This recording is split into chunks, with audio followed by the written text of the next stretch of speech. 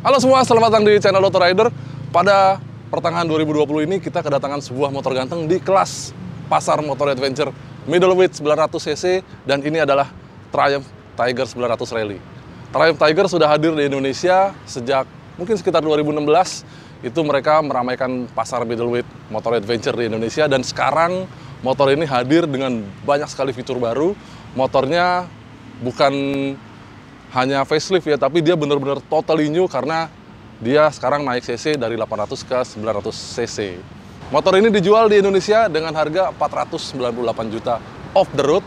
Untuk bisa mendapatkan STNK atau on the road, Anda tinggal tambahkan saja, mungkin bisa mencapai 560 sampai 570 jutaan. Dan kita akan bahas motor ganteng ini bareng, detail satu persatu, mulai dari desain, mesin, sasis, suspensi, dan semuanya kita bahas. Ayo!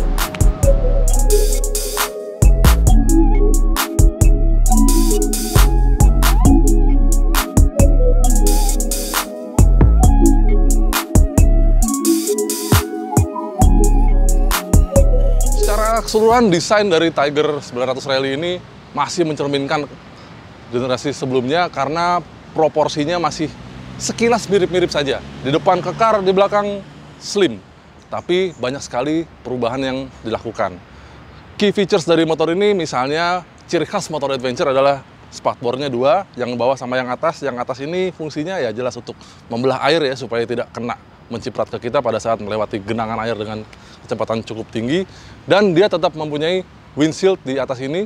Windshieldnya adjustable, ada 4 setelan dan Anda bisa setel secara manual. Ini setelan yang paling rendah dan Anda tinggal tekan, tarik ke atas. Ini setelan kedua, setelan ketiga, setelan keempat. Oh, ternyata 5 setelan. Jadi 5 setelan, ini buat riding jauh supaya nggak kena angin, bisa pakai posisi ini. Sementara tangkinya besar sekali, dia bisa memuat 20 liter bahan bakar, jadi Anda bisa pergi jauh tanpa perlu khawatir kehabisan bensin ya. Dan di belakang sini, joknya tetap mirip sama sebelumnya, tapi ada sedikit perubahan pada sasisnya. Di sasis belakang ini ada yang baru, yaitu gantungan footstep untuk pemboncengnya ini, dia sekarang terpisah dari sasis. Kalau sebelumnya dia dilas dan menyatu dengan sasis, sekarang Anda bisa copot dengan membuka dua buah baut pengikatnya. Ini ternyata fitur yang cukup penting buat pengguna Triumph Tiger, mengingat motor ini kalau dipakai adventure, kemungkinan untuk jatuh cukup tinggi ya. Nah itu menurut beberapa pengguna Triumph Tiger itu, footpack ini kalau dia menyatu dengan sasis bisa justru melukai sasis pada saat dia jatuh. Nah, banyak yang mencopot atau memotong dari gantungan footstep ini, sehingga kalau buat riding agak-agak berat, dia justru cukup mengganggu buat selain mindah-mindah juga pada saat jatuh. Oke, sekarang dia sudah terpisah dan bisa Anda copot. Sementara di belakang sini Anda dapat banyak sekali kemungkinan untuk membawa barang. Jadi Anda bisa pasang panniers, Anda bisa pasang top box, dan itu ada semua aksesorinya disediakan oleh Triumph Indonesia. Di belakang ini lampu semuanya sudah full LED, dan lampu sennya juga terpisah ya dari lampu belakang. Nah ini ada yang lucu karena dia lampu sennya ada di behel atas ini, sehingga pada saat Anda naik motor itu harap berhati-hati karena bisa tersenggol oleh kaki karena dia agak tinggi dan agak keluar. Jadi naik motornya kayaknya harus manjat ini, seperti layaknya motor adventure biasa ya. Terhindar dari tendangan kaki Anda pada saat naik.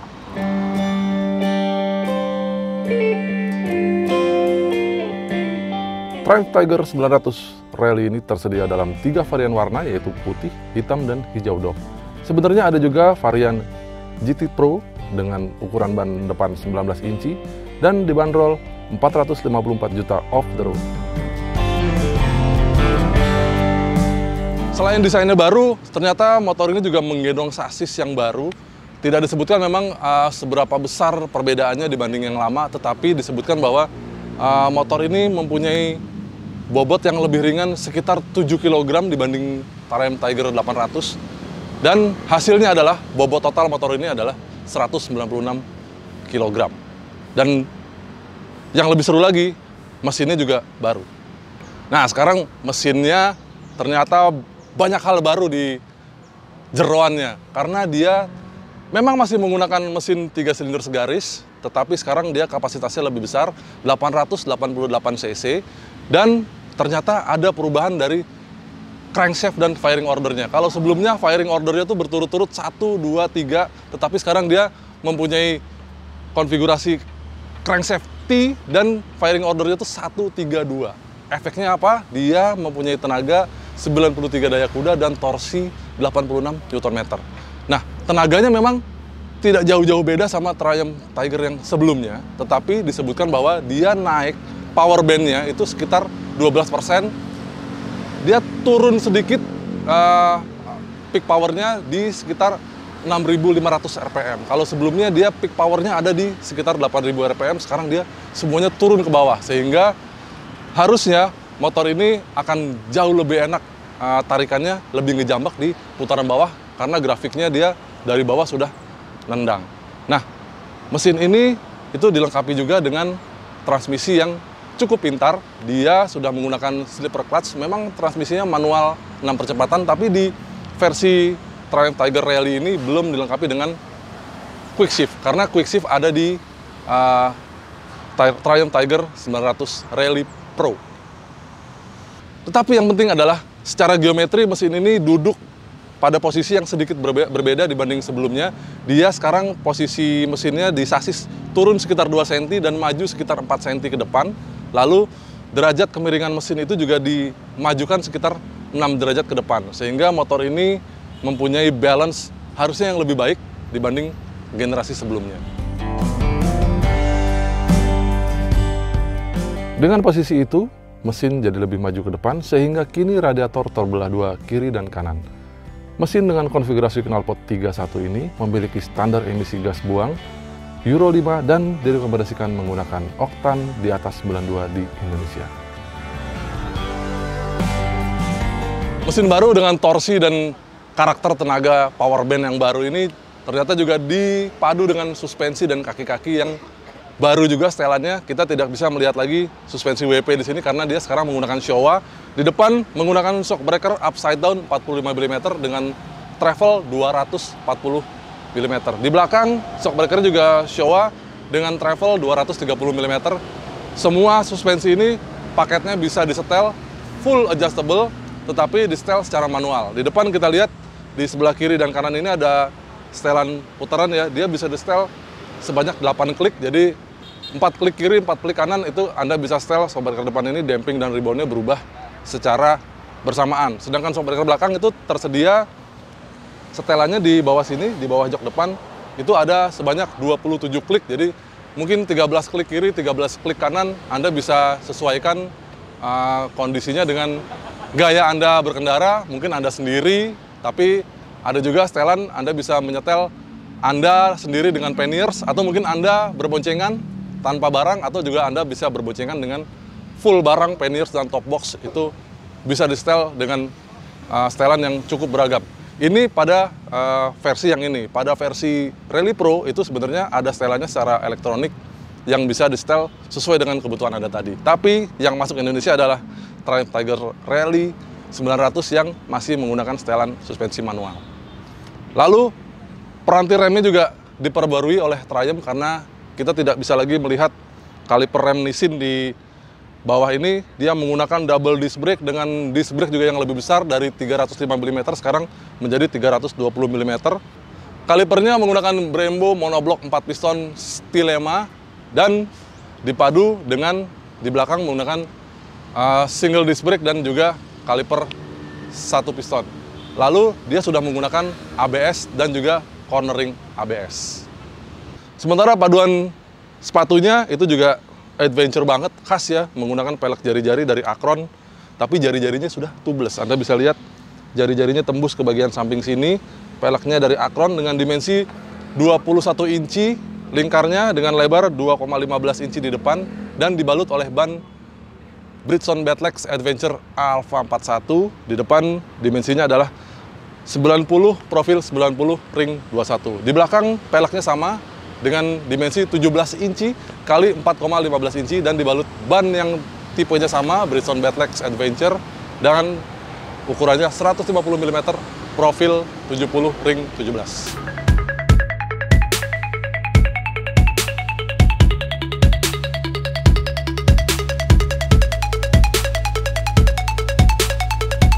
Wow, layarnya cukup besar ya. Jadi speedometer Triumph Tiger Rally 900 ini dia menggunakan monitor TFT 7 inci dan berwarna-warni ya. Dia banyak sekali informasi yang bisa kita dapatkan di sini. Kita lihat satu persatu nih. Dari lampu indikator dulu deh. Dia ada lampu indikator. Ini tanda seru ini berarti ada sesuatu nih. Mungkin side stand switch-nya masih turun side stand-nya. Ini ada indikator oli, cek engine. Lalu ada indikator lampu di sini, ada DRL sama lampu jauh, lampu high beam, terus lampu sen di atasnya, kiri dan kanan. Lalu ada indikator ABS, di bawahnya ada indikator traction control, on dan off, lalu ada shift light di bawah sini. Nah, lalu di tengah sini ada indikator macam-macam ini speednya ya, kilometer per jam, lalu ada posisi gigi, dan di sini ada tachometer, lalu ada indikator bensin dan temperatur mesin. Lalu di atas ini indikatornya banyak sekali. Ini adalah MID-nya. Kita coba lihat. MID-nya macam-macam. Bisa Anda ganti dari tombol di sebelah kiri stang, toggle switch ini. Jadi kita lihat, kita tekan ke bawah, dia ada indikator servis.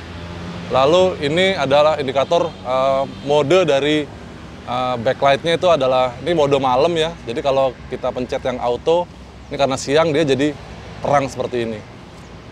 Tapi kalau dia malam, itu kita bisa ubah warna dari bar atau indikator bensin dan temperatur suhu ini. Misalnya kita ganti kuning, dia ganti nih kuning warnanya. Ganti biru, dia jadi biru. Ya kan? Terus ini ada style dari tampilan speedometer ini adalah style 2. Kalau style 1, dia menjadi seperti ini, menjadi lebih besar lagi angkanya. Kalau style 3, dia menjadi lebih kecil. Ya kan, jadi informasi ini menjadi lebih besar. Lalu kalau kita ganti style 4, dia akan pindah. Dia informasinya ada di sebelah sini. Oke, kita coba ganti style yang tadi dulu. Style 2 yang tadi kita coba ya. Terus kita lihat di sini ada tachometer, ada informasi musik, lalu ada informasi GoPro, dan GPS, juga telepon dan SMS. Nah, khusus untuk informasi yang tadi ini, itu Anda harus hubungkan dengan telepon Anda melalui Bluetooth, dan Bluetooth-nya itu terpisah, merupakan opsional di versi varian yang ini. Karena dia hanya tersedia di versi Rally Pro. Untuk yang versi Rally ini dia masih opsional. Lalu kita lihat Anda bisa menyetel melalui tombol di sebelah kiri stang ini, itu riding modes. Ada beberapa riding modes, yaitu pertama riding mode sport. Nah, ini sport, off-road, rain, dan road. Itu nanti dia masing-masing akan berubah, mulai dari ABS-nya, map sensor untuk mesin, setelan mesinnya, maupun traction control-nya itu berubah. Kalau road itu semuanya jadi road. Kalau sport, semua menjadi sport ya. Traction control sport, settingan mesin sport, ABS-nya menjadi ABS jalanan. Untuk off-road, dia ABS-nya off-road, dia off ya, ABS-nya depan belakang off. Map sensornya juga settingan mesinnya off-road, dia menjadi lebih smooth tenaganya. Terus traction control-nya juga menjadi lebih sensitif. Mode rain, dia ada map sensornya sama TCS-nya rain. ABS-nya tetap di road. Lalu Anda bisa melakukan banyak lagi setelan motor di sebelah kanan stang ini. Anda bisa setel riding modes seperti yang kita lihat tadi. Riding modes bisa di setel dari sini, Anda mau pilih yang mana. Tapi semua komponen-komponennya sudah tertanam di sini ya. Jadi ABS-nya itu road, Anda nggak bisa ganti lagi. Begitu juga riding mode yang lain. Anda bisa atur setting untuk motor, ini TSA itu buat hubungan ke komputer di bengkel nantinya. Indikator Anda bisa ubah antara basic, advance, manual, kita pakai advance saja yang tadi ya. Lalu traction control juga Anda bisa aktifkan sama nonaktifkan. Ini untuk kasuistis pada saat ini saja kalau Anda pengen aktifkan atau tidak ya. Terus ada indikator servis juga. Ada trip setup, Anda bisa reset trip 1, trip 2, dan display di trip 2 ini. Lalu display ini juga bisa Anda setel. Anda bisa setel warnanya, seperti yang tadi ya, Anda bisa setel di sini juga. Lalu terang gelapnya juga Anda bisa setel. High contrast atau low contrast Anda bisa setel. Lalu ini yang low contrastnya bisa Anda setel juga. Terus dari rak yang tadi itu informasi MID, Anda bisa setel apa saja yang ingin Anda tampilkan di sini. Semuanya ada, mulai dari atas dulu ya. Itu trip 1, trip 2, status bahan bakar, service interval, warna, style, kontras, ini pendingin, tachometer, volume untuk musik, GoPro, SMS, dan telepon. Juga navigasi dan intercom. Lalu gear shift indikator ini untuk menyetel shift light ya, bisa nyala di berapa, itu bisa Anda setel juga. Ada bahasa, unit, jam, dan tanggal. Lalu Anda bisa menyetel Bluetooth di sini, tapi itu dia, ini peranti opsional, jadi Anda harus membeli dongle-nya dulu. Tombolnya ya rata-rata motor laki ya, ada kill switch di sini, dan ini tombol starter langsung, lalu ada tombol hazard di atas, dan ada tombol home ini untuk bisa mengakses setting menu di speedometer tadi. Sedangkan di sebelah kiri ini tombolnya lebih banyak lagi. Ini toggle switch tadi ya buat apa? Pilih-pilih menu. Lalu ada tombol sen seperti biasa, saklarnya di sini. Ini klakson. Lalu ini adalah tombol riding mode dan ini tombol pemilihan antara DRL dan lampu besar. Di sini ada tombol dim ya, biasa ya. Terus ini adalah tombol untuk mengaktifkan cruise control. Lalu di sini ada dua tombol sebenarnya yang belum ada fiturnya di motor ini, tapi Anda bisa tambahkan secara opsional. Ini adalah heated seat, jadi ada tersedia di belakang ini soketnya, tapi belum ada tersedia heated seatnya. Jadi Anda bisa tambahkan. Lalu di sini adalah tombol fog lamp, jadi Anda kalau mau nambahin fog lamp udah ada tombolnya di sini. Yang sudah ada di motor ini adalah heated grips. Ya, di sini ada tombolnya, jadi kalau Anda pencet ini, gripnya akan menjadi hangat. Di bawah jok ini sebenarnya Anda nggak bisa menemukan apa-apa di sini karena di sini bukan bagasi ya, tapi Anda bisa mendapatkan toolkit di sini, toolkit kecil, dan ada box kecil di belakang sini. Ini cukup menarik karena Anda bisa menaruh handphone Anda di sini. Tujuannya buat apa? Karena di sini ada soket USB charger, jadi Anda bisa ngecas dan nggak usah khawatir handphone Anda kena air di sini karena ini sepertinya watertight ya. Lalu di bawah sini juga ada output DC 12 volt. Ini juga macam-macam fungsinya buat entah itu tire pressure buat mompa ban atau buat ngecas gadget juga bisa. Oke, waktunya kita nyobain motor adventure ganteng ini. Anda akan mendapatkan anak kunci saja, belum keyless ya motor ini, tapi dia kuncinya sudah immobilizer. Kita dengarkan sedikit bunyi mesinnya seperti apa.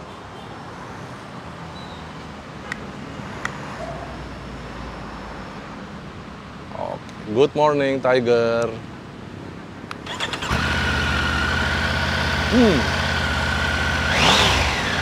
Khas banget. 3 silinder ya, bukan 4, maaf. Dan kalau kita lihat di depan, dia ada beberapa paduan lampu LED yang bisa Anda pilih. Anda bisa menyalakan hanya DRL saja, atau Anda bisa menyalakan lampu depannya. Kalau lampu depannya hidup, dia nyalanya hanya yang sebelah kanan, dan yang sebelah kiri buat lampu jauh. Kalau Anda tekan lampu dim, dia akan otomatis tertahan di lampu jauh. Tapi kalau Anda pakai DRL saja, maka lampu jauh akan hidup kedua-duanya dan langsung mati begitu Anda lepas tuas dim ini. Ayo kita cobain yuk.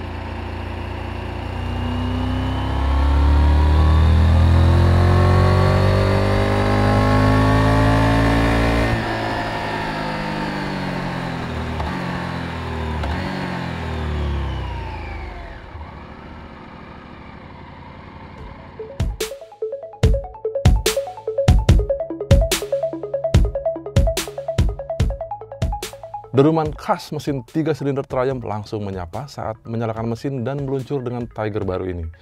Yang langsung terasa kini suspensinya lebih lembut. Kami diberitahu kalau setelannya diposisikan di tengah. Jadi setelan suspensi depan dan suspensi belakang itu pas di tengah-tengah.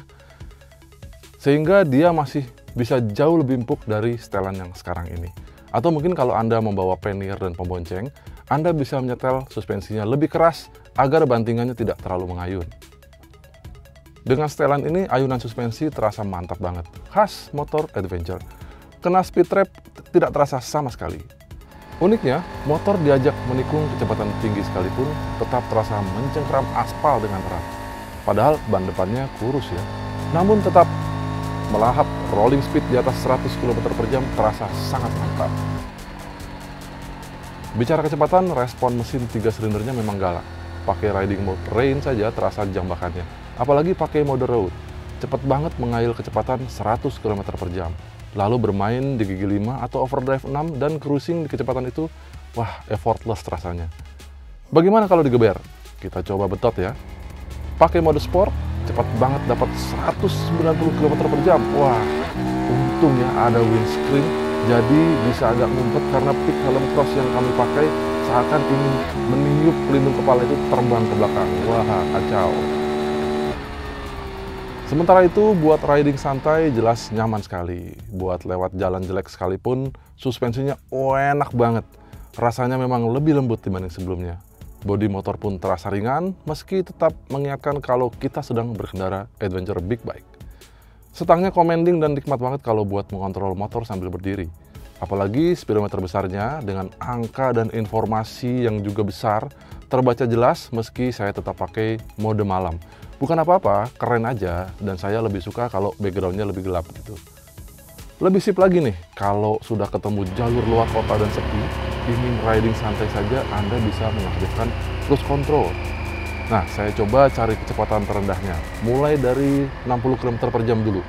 Ternyata speed cruise controlnya bisa diturunkan terus, dan ya, fitur ini bisa di-setel mulai dari 30 km per jam. Mantap kan?